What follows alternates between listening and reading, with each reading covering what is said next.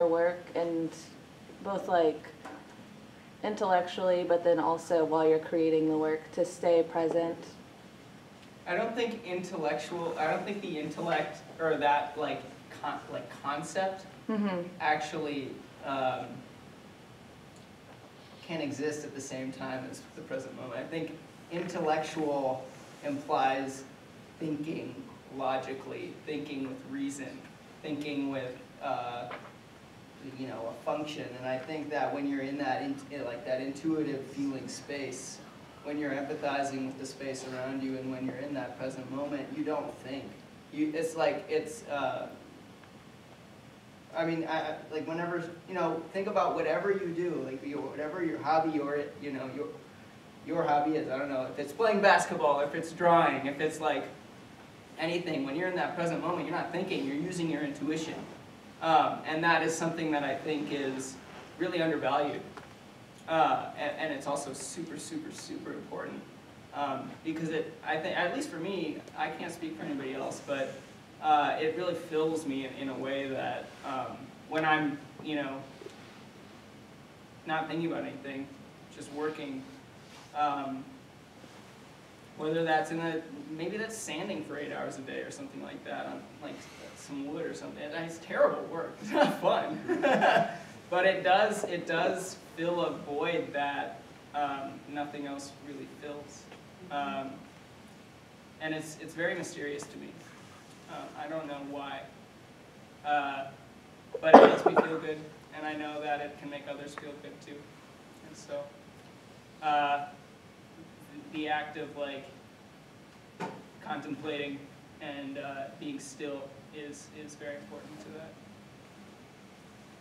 I don't know if I answered your question. I guess just like when you were saying that it had so many different iterations and things weren't working out, you know, like you could have very easily gotten hung up on that, and then it's just making that thing work, you know? So as I guess you were just sort of processing all of that to get to the final piece, I was asking how you stayed present. It's a battle. Yeah. It's really hard. It's very challenging. It's funny how like simple that is, and how clean and clear that is, but how long it took me to get to that, and how much trouble and challenge I had getting there.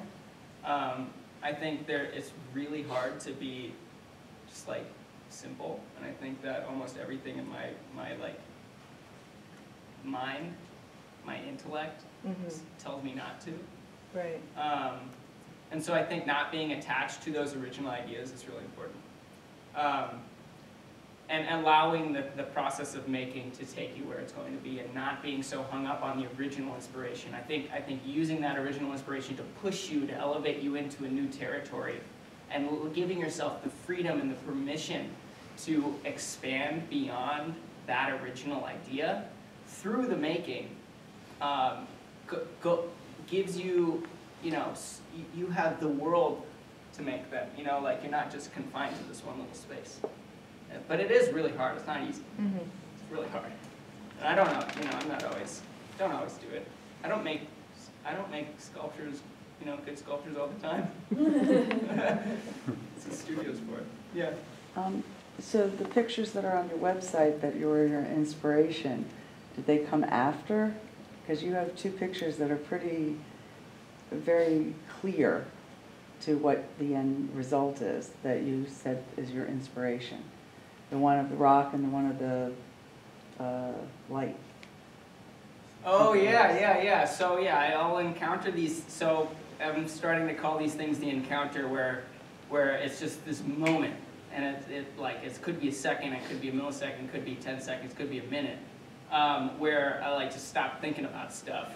And it could be a line of light that in the dark, like I'm walking along and I see this line of light that cascades across like the entire parking lot, and it might be raining a little bit, and they're like, it's just this poetic moment.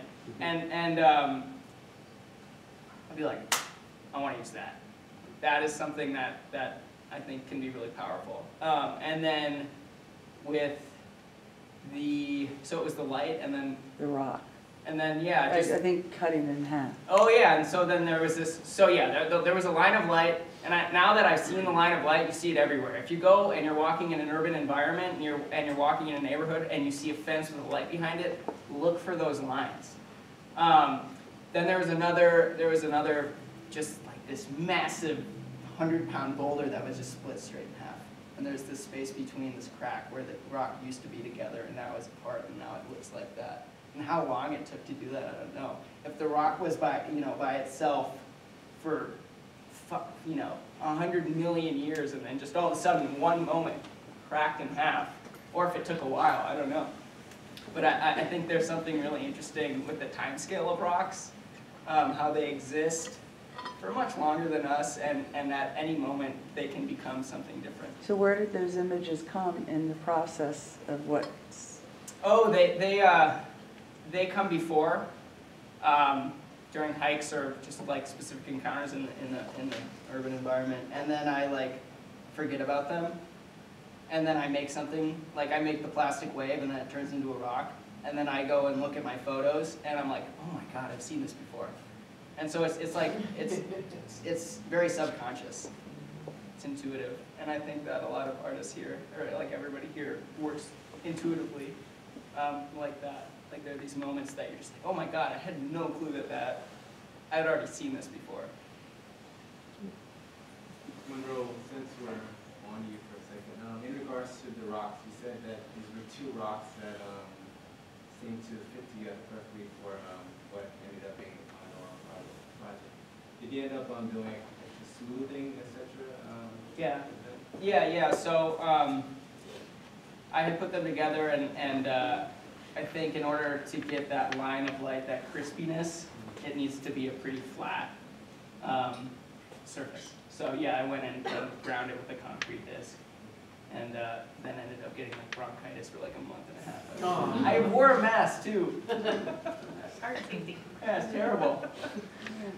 But yeah, it's ground down smooth. But they did just somehow they just kind of like matched together. I don't know, maybe they were together at one point, probably. But I'd like to think so. A beautiful piece. Thank you. Yeah, James, is there an influence of optical art in your piece?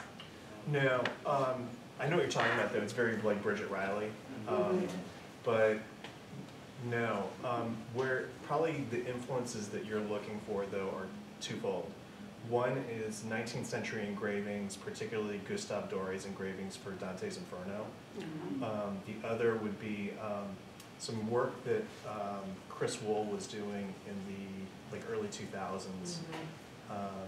There's just like this sort of graffiti, raw, ugly, like sort of downtown, like Chinatown, New York, kind of look that he had. And there were actually like he did these paintings that were like, you know, just black spray paint on a white ground, and then he would use that solvent to like work into it, and then spray paint some more, and work into it some more.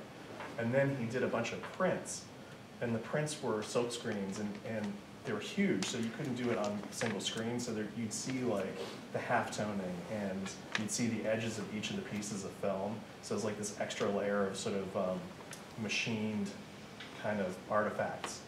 So I remember seeing those, I can't remember which gallery it was, but it was in Chelsea somewhere, and just being like, yeah, got it. Thank you. If there are any more questions or thoughts for the group, I would like to ask what you guys are working on next, and then we'll close. Yeah, I think you've got the start point there. So there's some software I've been working on for a couple of years now, and it just keeps sort of evolving, and there are a couple of things that I want to do either with this particular piece of software or something else. So there's a technique in machine learning called style transfer, and essentially what that is you can take a content image like a selfie and a style image like Van Gogh's Starry Night, and you can apply the style of Starry Night to the selfie. I'm trying to figure out a good way an efficient way of doing Gustave Doré's engraving style, and it's not an easy problem to solve, but that's kind of what I'm working on right now. One of the things I'm working on. And those will be then replicated in some sort of 2D. Yep, prints. Okay. I'm really a picture maker. That's and my sort of core impulse is to draw. So It's just that I've got so little time these days that I have to get my computer to do it all for me. So I'm outsourcing. I guess I'm working on my senior thesis. This is my final semester of undergrad. And then, I don't know, nothing else really. And you have been working on the Sue Urbican sculpture at different times I've too. been doing a little welding for them on a sculpture that's gonna go outside. How are they cutting those big curves in the pipe? Do they have a pipe drill? Yeah. So we did that, and then I had to cope each one. And You wanna help us paint? I hate painting. But that's another GMU connection for us. Sue Urbican is a professor at George Mason. She was Lily's first exhibition here. And she did some maquettes in that exhibition that we thought, wow, we need to take one of those outside. So we're building a 50-foot surrealist tower that will be installed here in the spring. And Harry was involved with helping with the welding on that up in Rockville. It's really it's going to be an amazing project. So, sorry to interject. Well, it's directly related to this piece. oh yeah, I learned how to weld from working on that project. Mhm. Yeah. Made this. I am working on kind of what makes me think of this is James' statement about finishing something from long ago. So I have a cut paper piece that's about 6 times the size of the lightbox. It's something like 24 by 40 inches, and I decided I want to make that into a light box, and I've never made one that large, so I'm working through the engineering, figuring out how to do that for a show that I'll be having in September. Meanwhile, I was just invited to be in a show about tea, so I thought, well, that's a good progression from sugar. Actually, that's the missing chapter in the set, so I have to do that, and so now I'm looking at tea history, making a light box out of that. Meanwhile, putting together a show of paper cutting that'll be in Arlington, also in September. And also in September, I'm organizing an Arlington Studio Tour, so a little bit of art making, a little bit of arts admin. That's great. For me, most immediately, so I have these provisions for buoyancy, and as I use them as props for my performance actions, and it's important to me that they're that they actually function as the objects they represent. And I think that that is something I need to improve on as an artist. I love the way they look, and it's important to me that they're made out of material that I salvage, but you know, they're not as durable as my paddle boat, or my paddle board is not as durable as another paddle board. My life ring isn't as durable as another life ring. So I want to get better at making objects, and I'd like to learn how to use fiberglass. And so that's next for me, to continue working with salvage and kind of refine my ability of making these provisions better represent and act as literal stand-ins for what they represent. I'm also planning to build a cabin, which I have never done, on my dad's property in Cape Breton, Nova Scotia, and I'm really looking forward to that. It's going to be an opportunity to work with my father on working with reclaimed wood to build a little cabin. I feel some responsibility to, I have so much documentation I still need to go through and edit photos, and I'd like to make another video that edits all of the documentation from the other performance actions as well, and ideally show them in some of the states that I went through. So it's kind of, I'm also at the stage of going through documentation and submitting work to calls, and so that's where I'm at right now. Yeah. Do you think of yourself as a performance artist, a visual artist? None of the above, those are too confining and silly categories. That's a really good question. I always kind of stutter a little bit when I answer that question, to be honest with you. I usually say artist first, and then there are people like, what kind of art? And then I'm like, oh gosh, performance art, social practice. I just kind of spit out a whole bunch of things, And lately it's been performance and interdisciplinary sculpture, and I'm usually quickly after that, I say site-specific. And yeah, you know, I enjoy working with a lot of different mediums, so yeah, I'm still answering that question myself. Hard question. Keep going, keep going. Yeah, I am, so just like shows or work? Yeah, work, actually. Work. So that other piece that we had sort of talked about but didn't end up happening, is that happening?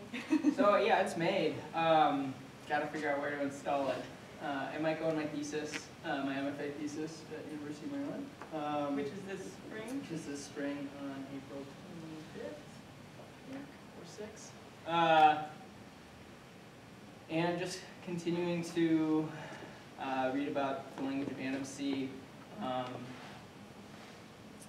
I like this last this fall was kind of life-changing and not the best way, but I've in terms of like grieving and death and that stuff, and so I kind of reconnected with the religious teachings of Judaism, and I'm kind of interested in learning about Kabbalah, which I don't know if I'm going to be interested in it after I read more about it. But I remember learning about it in Hebrew school when I was younger and not having any interest in it. But yeah, so just continue that research and reading and making, and we'll see what happens, because the end of the year, or the end of this, the beginning of spring is kind of where it all ends / begins for me. Yeah. That's a great way to put it. Yeah. Well, thank you all so much for being here. Thank you to our artists. You guys are really phenomenal, and it's been such a pleasure to work with you. Thank you to Robert and Lily and the Grace staff, and of course to Don.